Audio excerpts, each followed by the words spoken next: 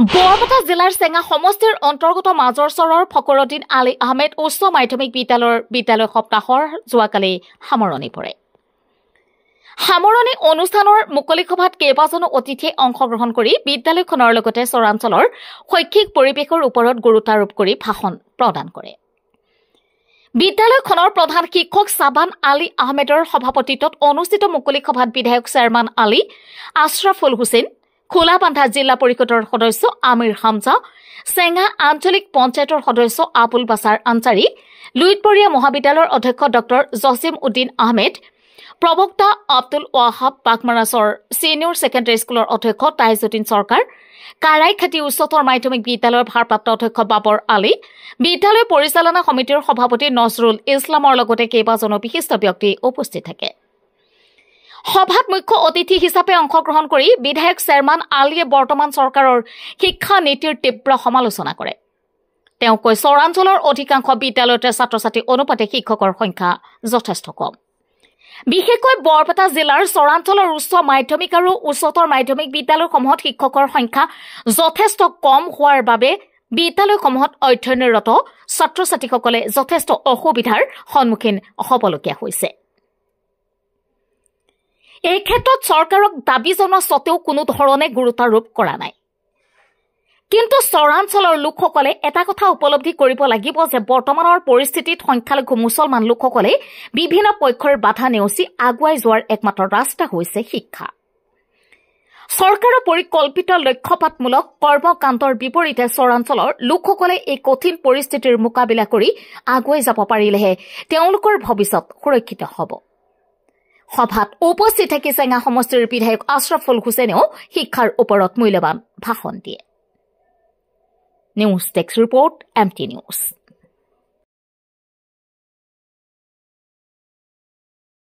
চৰাঞ্চলৰ শিক্ষা ব্যৱস্থাৰ উত্তৰণৰ কাৰণে চৰকাৰ আৰু আমি অভিভাৱকসকলে কি ব্যৱস্থা কৰিব লাগিব?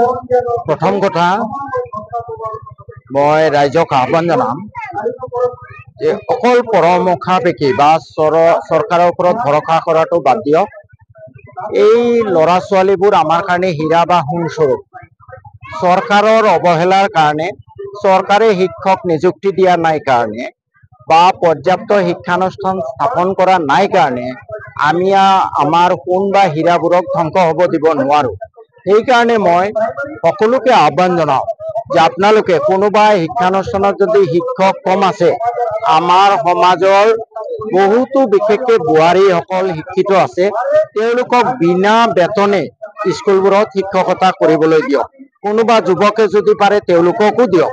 এমাহ কৰি তেনেকৈ অল্টাৰনেটলি স্কুলবোৰত শিক্ষকৰ যোগান ধৰক। 2 নম্বৰ, কম্পিটিশ্যন, প্ৰতিযোগিতা লাগিব।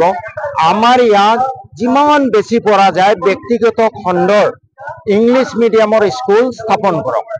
এই ইংলিছ মিডিয়ামৰ স্কুলবোৰে অকল সমাজখনৰ প্ৰতি ছাৰ্ভিচ নিদিয়ে, লগতে ইয়াতে যিসকলে স্থাপন কৰিব পাৰে কৰিব তেওঁলোকৰ কাৰণে এটা জীৱিকাৰো অৱলম্বন, এটা মানে আয়ৰো উৎস। গতিকে এই দুটা কাম কৰিব লাগে আৰু ৰাইজে বিশেষকৈ 4টা কাম কৰিব লাগে। এটা হ'ল আমাৰ সমাজৰ পৰা যিমান বেআইনী কাৰবাৰ আছে, দুৰ্নীতি আছে, যেনে ঘোষ খোৱা, সুদ খোৱা, এজনে আনজনৰ অপকাৰ কৰা, এইটো বাদ দিব লাগিব। ঘৰখনত যেতিয়া ভাল পৰিৱেশ বিৰাজ নকৰিব, সেই ল'ৰা ছোৱালী কেতিয়াও ভাল নহয়। আমি ঘোষ খোৱা বাদ দিব লাগিব, সুদ খোৱা বাদ দিব লাগিব, চৰকাৰী টকা মাৰি খোৱা ধান্দা বাদ দিব লাগিব। আমি আন এজন ভাইক অপকাৰ কৰিবলৈ চেষ্টা কৰিব নালাগিব। আমাৰ ল'ৰা ছোৱালী ড্ৰাগছ ভাং যাতে নাখায় তাৰ কাৰণে ব্যৱস্থা ল'ব লাগিব আৰু তাৰ কাৰণে ঘৰখনত সুস্থ পৰিৱেশ থাকিব লাগিব। আৰু 3 নম্বৰ, যিমান পৰা যায় প্ৰাইভেট ছেক্টৰত ইংলিছ মিডিয়াম স্কুল কৰক। 4 নম্বৰ, কোনো স্কুল যাতে কোনোবা স্কুলত 4জন শিক্ষক লাগে আৰু 2জন বেছিকে দিয়ক, বিনা পাৰিশ্ৰমিক। উই ৱান্ট আৱাৰ ডেভেলপমেণ্ট। আমাৰ সোণ হীৰাবোৰ জিলিকি উঠিব লাগে, তাৰ কাৰণে এই আহ্বান জনাইছো।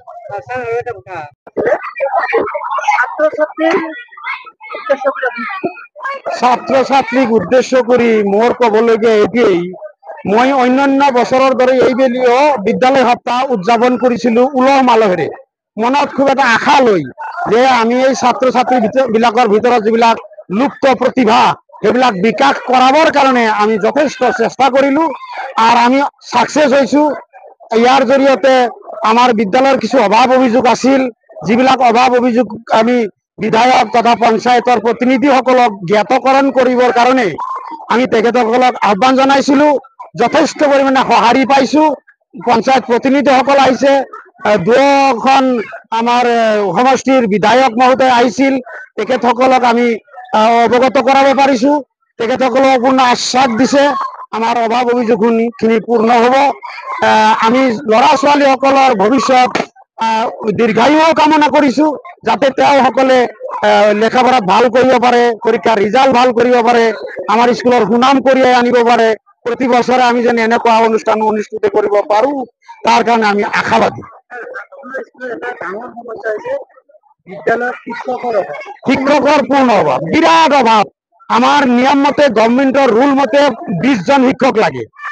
আজিৰ দিনত শিক্ষক আছে মাত্ৰ 8 জন আৰু 12 জন শিক্ষকৰ প্ৰয়োজন। আমি বিধায়ক মহোদয়ক স্মাৰক পত্ৰ দিছো, যাতে তেখেতসকলে চৰকাৰী নিয়ম মতে শিক্ষক নিয়োগ দিব পাৰে, তাৰ কাৰণে আমি আশাবাদী।